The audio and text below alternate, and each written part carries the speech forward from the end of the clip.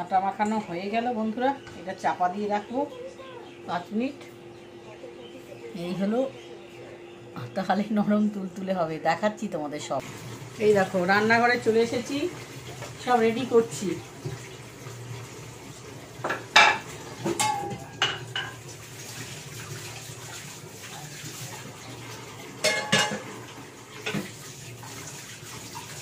তোমরা ধুয়ে নাও তো, চাটু পেনলি সব ধুয়ে নিতে হবে। রান্নাঘরে যতই হিট দাও আরশোলা ভর্তি বন্ধুরা।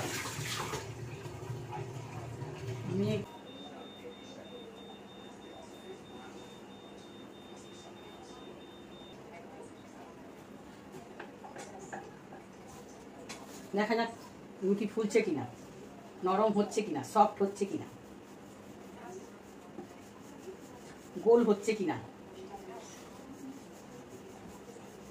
রুটি নিজে নিজেই ঘুরবে, বুঝেছো? এই দিয়ে দিলাম, ব্যাঙের মতন ফুলবে এখন, দেখবে। দেখেছো? ব্যাঙের মতন ফুলছে।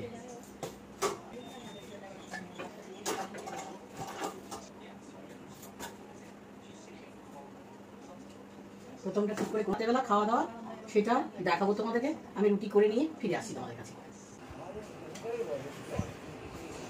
চলে এলাম, নরম তুলতুলে রুটি, আর সাথে আছে কি দাঁড়াও তোমাদের দেখাই। এই দেখো সিময় করলাম,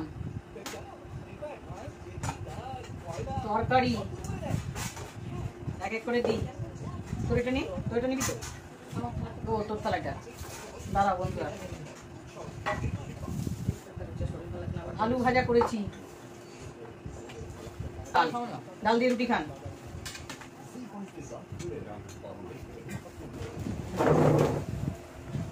তো এই হলো রাতের খাওয়া দাওয়া, সরে গেল। কেমন লাগছে ভিডিও অবশ্যই তোমরা কমেন্টে জানাবে। আর একটু খেতে শুরু করি।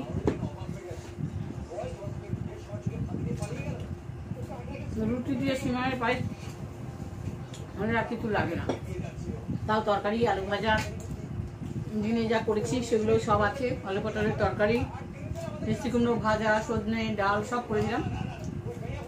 তো শরীরটা খারাপ বলে ও রুটি করতে বলে এই জন্য সন্ধ্যাবেলা রুটি, এই রাতে খাওয়ার রুটি, বুঝেছো বন্ধুরা?